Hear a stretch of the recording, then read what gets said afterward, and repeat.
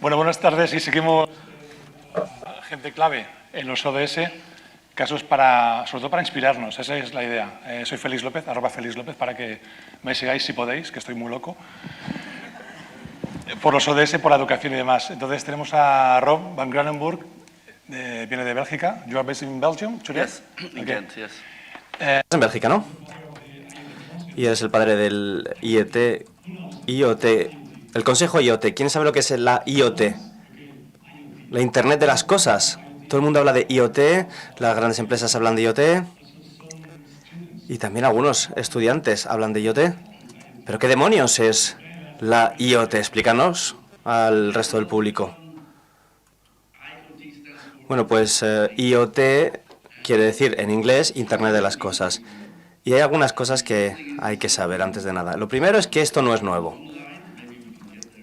Ha habido una larga trayectoria, que igual podemos entrar después, pero ha habido una larga trayectoria que viene precisamente de gente que hace cosas para poder controlar más su entorno, desde que se utilizaba un cincel y una piedra.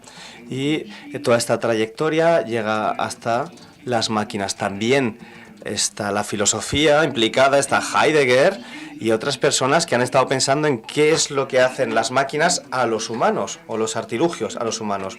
Ahora se trata de software, se trata de un mundo gemelo digital.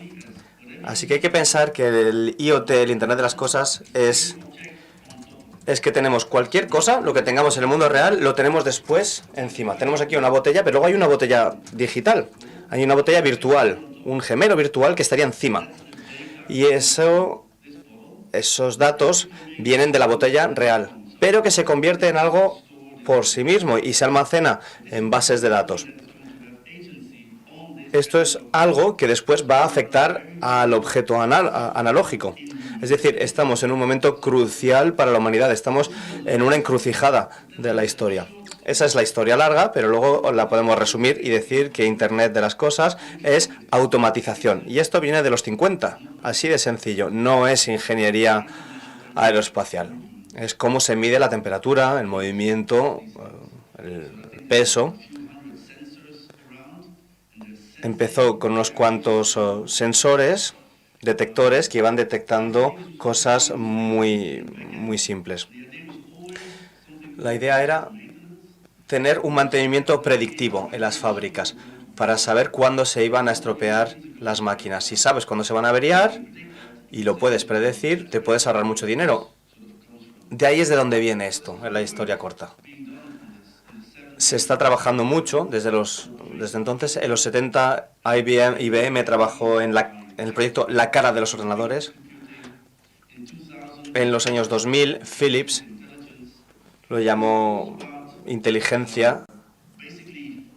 Y al final se trata de ingenieros y científicos que están intentando observar el mundo real para identificar modos de extraer datos de los objetos reales, para poder hacer esa mesa, entre comillas, por ejemplo, como la que tenemos aquí, inteligente. Es hacer una mesa, entre comillas, inteligente. Esa es la idea detrás del Internet de las Cosas. Pero es que esto no es nuevo, esto lleva ya ocurriendo bastante tiempo. Pero en los últimos años está acelerándose muchísimo. Ahora mismo estamos en un mundo en el que todos vamos a vivir en este mundo gemelo digital, en el que los objetos también tienen propiedades y esas propiedades están almacenadas en algún sitio y hay gente que puede actuar con esos datos. Y se podrá mover esta botella y hacer esto que estoy haciendo, desenroscar, desde la distancia, remotamente. Ahora, pues no sé si, por ejemplo, tienes unos sensores inteligentes y puedes a distancia, por ejemplo, cerrar el grifo del agua en casa si ves que se ha superado un nivel.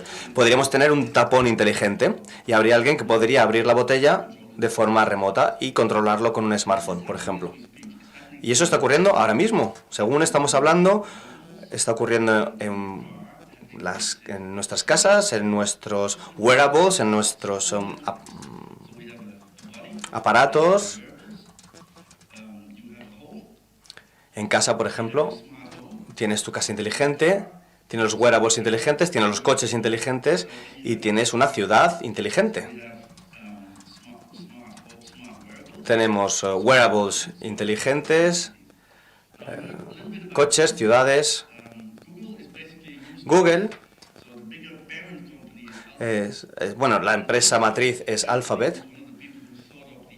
Y hubo una persona que pensó en el protocolo de Internet de los 50 y es la base de todo esto. Y en 2005, la gente que había creado el Internet, el protocolo de Internet, acabó en estas empresas famosas. Y bueno, eso no tiene nada malo, simplemente hay que tener un poco de cuidado con lo que decimos. Pero en cuanto a la acción, hay que pensar qué ocurre con eso. En Europa, somos europeos, pagamos impuestos en Europa, en España se pagan los impuestos en España y el gobierno tendría que tener alguna capacidad de actuar sobre las infraestructuras de servicio. Si va a haber un mundo paralelo, habría que saber en el mundo real qué está pasando con esos datos, con esos servicios de infraestructura.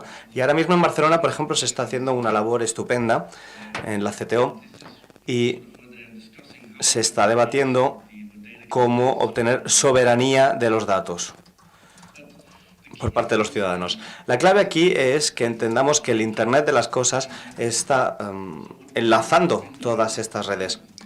Y lo que hemos estado haciendo desde el principio es intentar enlazar todas estas redes porque todos los productos son gateways, son puertas de acceso. No hay un solo producto de Google que no funcione en dos direcciones. Siempre hay una lente y los datos que salen de mi cuerpo con los wearables, con las prendas inteligentes que llevo, van a la nube de Google. Y yo voy a casa y pueden tener un termostato inteligente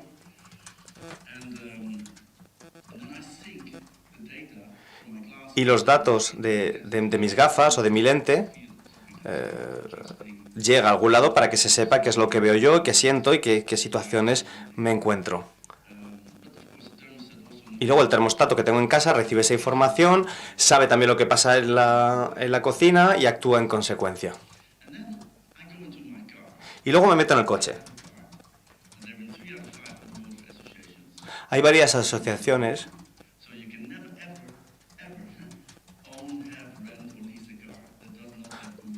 en el futuro no vas a poder tener un coche ni alquilado, ni comprado, ni de ninguna forma que no tenga un sistema de Google. Y luego te vas a la ciudad.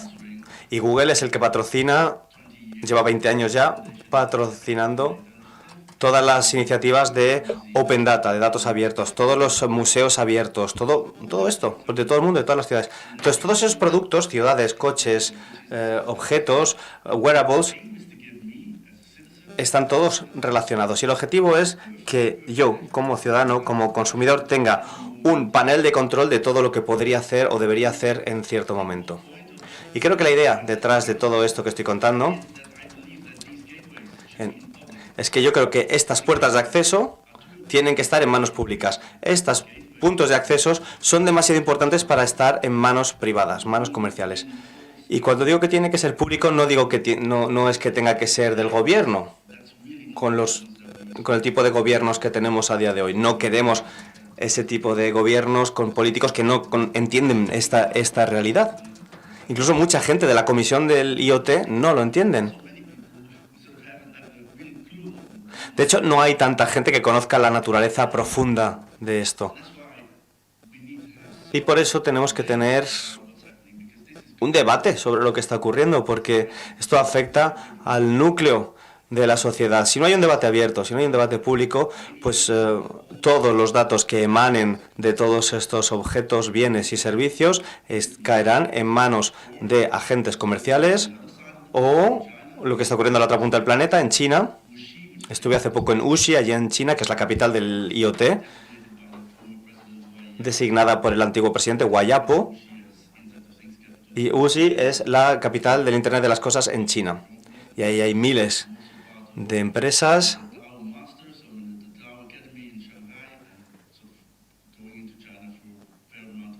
y mucha gente pasa mucho tiempo en China para comprender lo que está ocurriendo allí.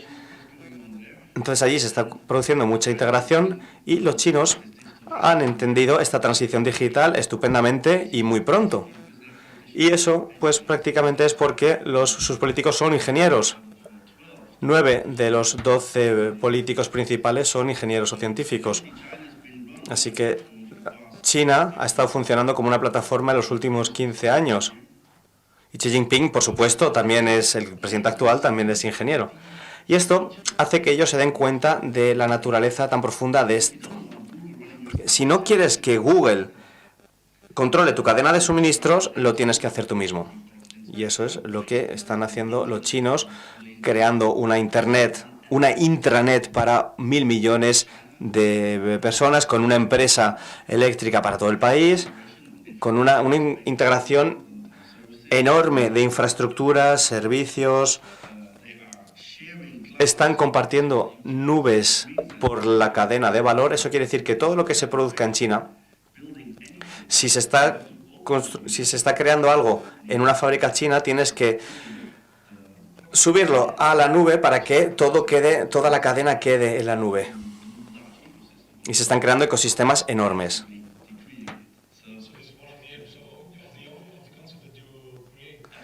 Eso es uno de los conceptos que estáis creando, ¿no? Eso es. Sí, sí.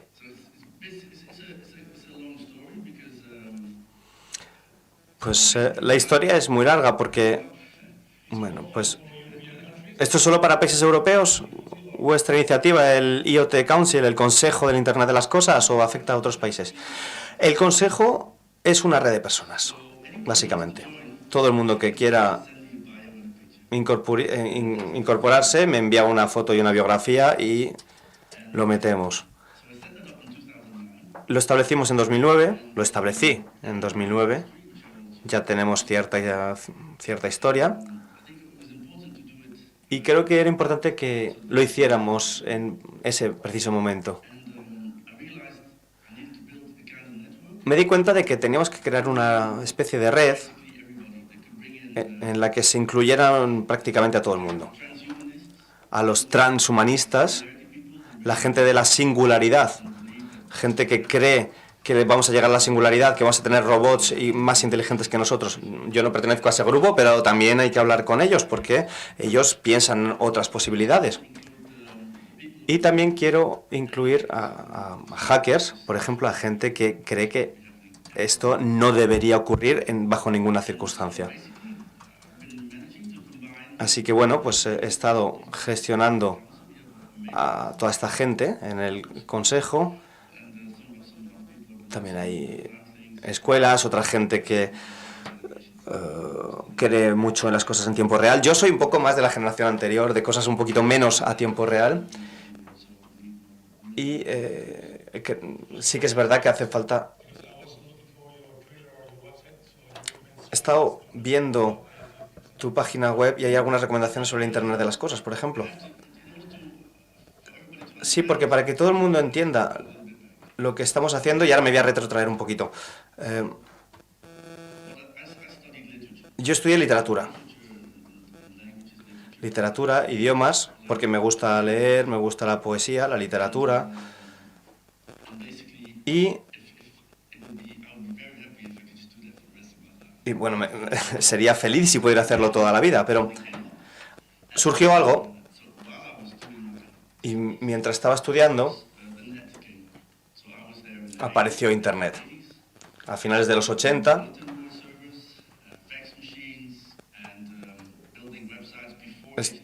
estuvimos haciendo páginas web antes de HTML y creábamos desde un momento muy temprano páginas web, y a mí me encantaba pues el hipertexto, por supuesto, porque yo venía del deconstructivismo francés.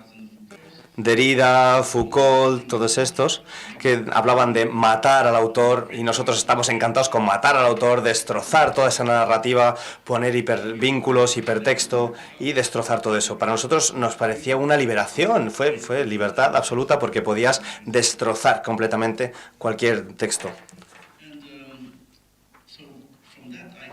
Entonces, a partir de ahí, empecé a pensar en la interactividad. cuando empiezas distintas relaciones con gente, con lectores, esto se hace mucho más participativo, mucho más interactivo. Y toda esa noción de los 90 iba de interactividad. A partir de ahí, la gente empezó a pensar en la tecnología como titularidad, posesión, propiedad. Igual que ahora.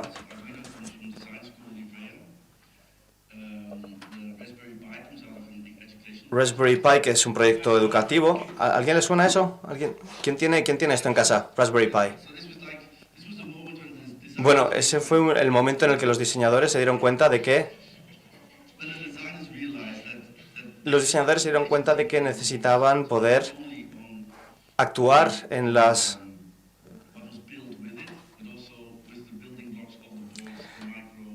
lo que constituye, en las tablas, en las placas, en la microelectrónica. Ahí querían actuar. Y ahí es donde pasé mucho tiempo.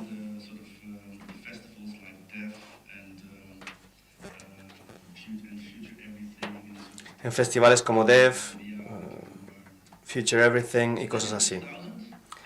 En el año 2000 me enteré de una conferencia y esa conferencia se llamaba Construyamos hoy el mañana.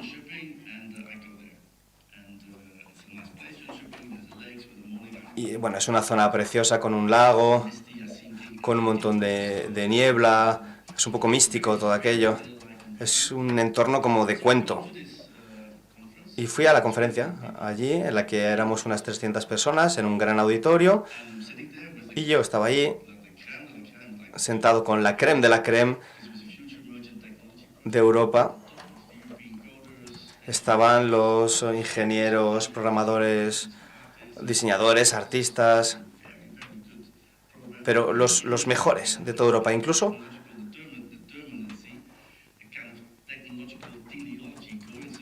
había cierta teleología que iba en una dirección determinada y apareció un tío en el escenario en cierto momento.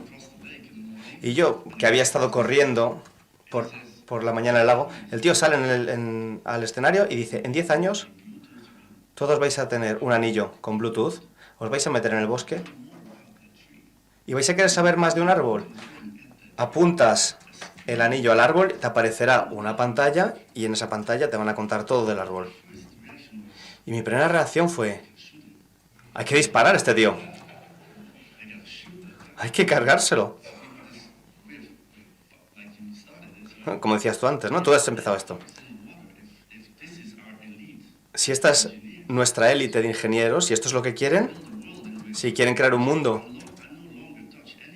en el que yo ya no toque ningún objeto, sino que toque una especie de pantalla que me cuenta sobre el objeto real y que todos vamos a vivir en un mundo muy parecido. Vamos a vivir en un mundo en el que vamos a perder el acceso al objeto real. Yo me quedé muy triste y sobre todo con la idea de que parecía que todo el mundo le encantaba. Y yo estaba allí con 300 personas, todo el mundo estaba loco con la idea y yo el único diciendo: ¿pero esto? Así que bueno, esto fue en el 99, año 2000, y ahí es cuando empecé decidí que tenía que permanecer cerca de esta gente, y es lo que llevo haciendo estos 20 años, porque me dieron miedo. Y por supuesto esta gente que piensa en esta infraestructura de hardware se puede equivocar. Ellos estaban pensando en pantallas que aparecían y ahora ya todos tenemos esas pantallitas encima. No hace falta que aparezcan de medio de la nada. Todos vamos dando vueltas por el mundo obteniendo información del mundo. Y ahora estamos creando ese entorno, ese gemelo digital. Y pronto, tal vez muy pronto, alguna cadena de suministro o algún propietario o alguna fábrica sabrá dónde está esto, dónde está esta botella. No será un código de barras, sino que va a tener una etiqueta de artículo con comunicación bidireccional.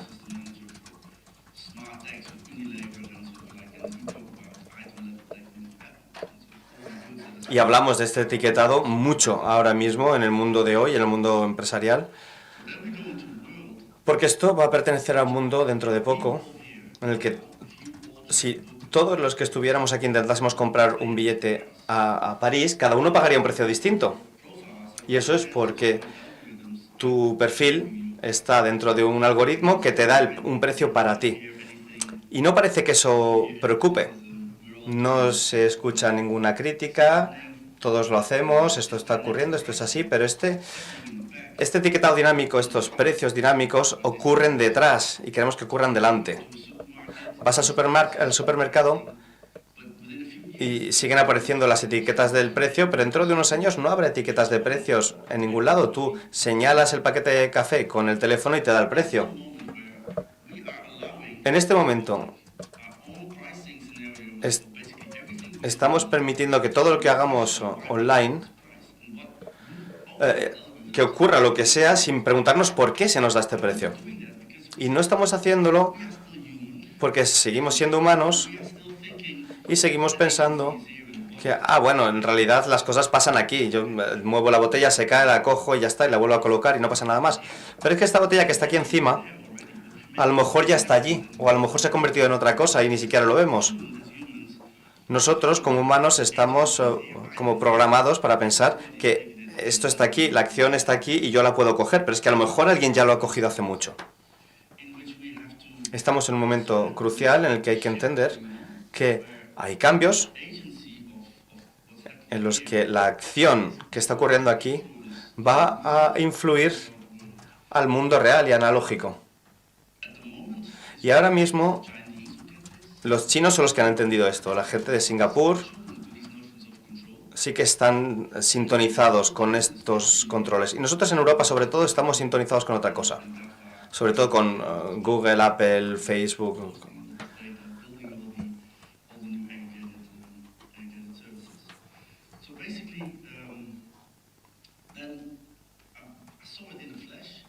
Es que, bueno, yo vengo del mundo de la poesía, como he dicho. Entonces, si vienes del mundo de la poesía, ves estas cosas.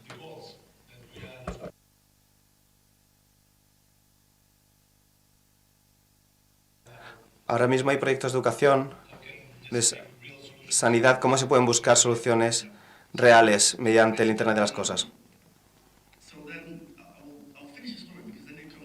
Bueno, déjame acabar la historia porque solo nos quedan 3 minutos para preguntas.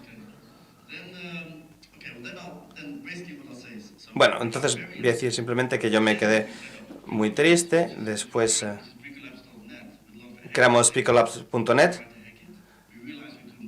Nos dimos cuenta de que con eso no podíamos hackear. Picolabs ahora está en el techno shaming. Quien quiera saber lo que es esto, que me contacte. Y la otra parte de todo esto es que me di cuenta de que seguía abierto.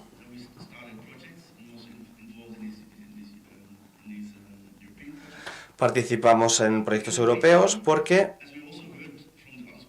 como hemos escuchado de otros ponentes, el campo es muy abierto. Hay muy poquito que se puede hacer desde arriba, desde las empresas, desde los gobiernos. Tienen mucho miedo. Tienen mucho miedo y saben que han perdido ya la partida.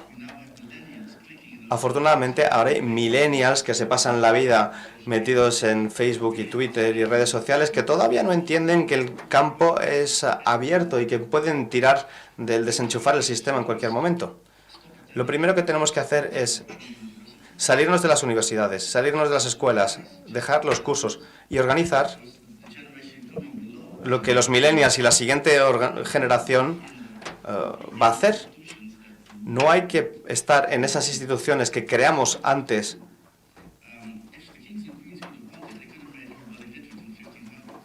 Hace siglos. Eso se creó hace muchos siglos y hoy no vale.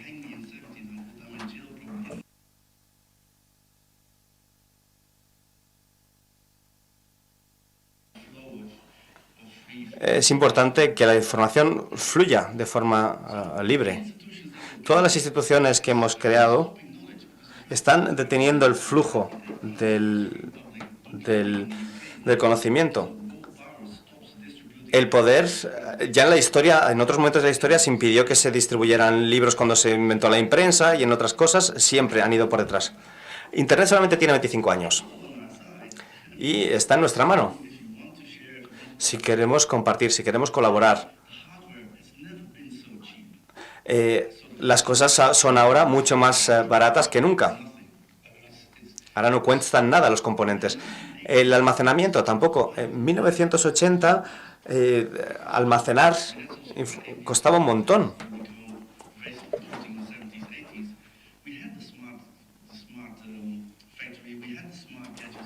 Ahora tenemos objetos inteligentes, tenemos cafeteras inteligentes.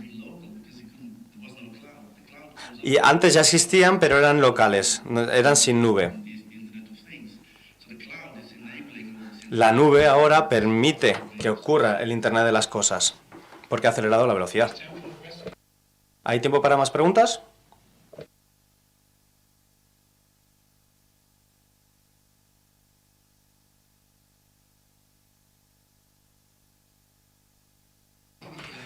De la inteligencia artificial y que haya robots que nos superen en inteligencia, nos manejen, ¿cómo crees que vamos a poder controlar esto?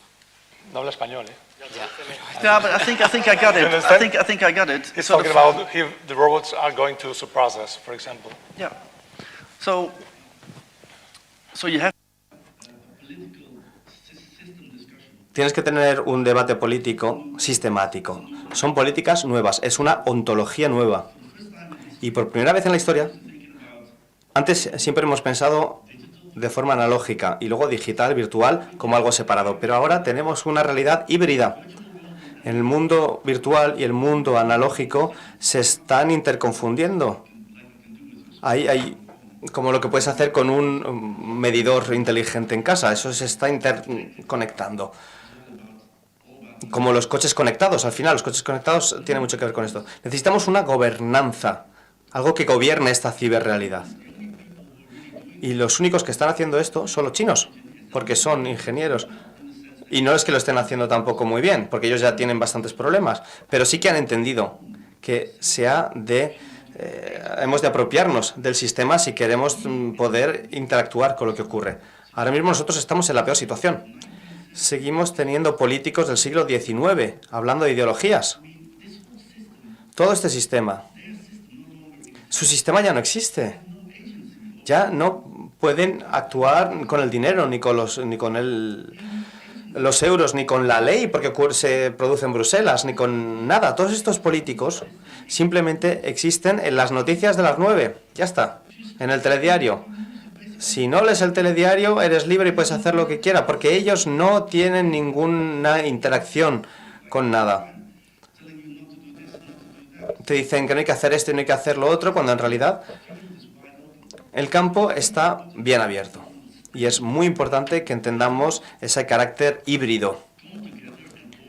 Y los millennials se tienen que aunar y organizarse, no como hicieron los políticos antiguos con partidos y cosas así de ridículas, sino que se tienen que organizar para decidir cómo quieren vivir.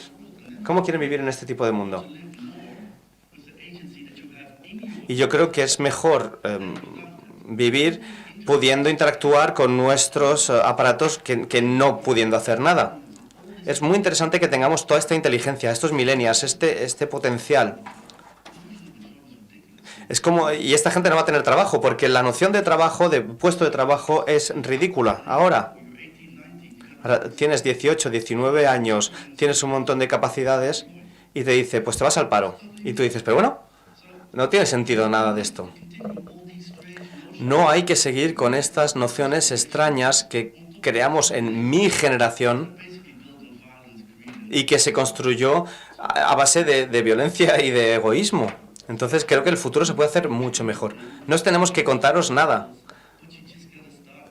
Tenéis que empezar a entender vosotros mismos lo que tenéis y ya está. Gracias. Muchas gracias, Raf.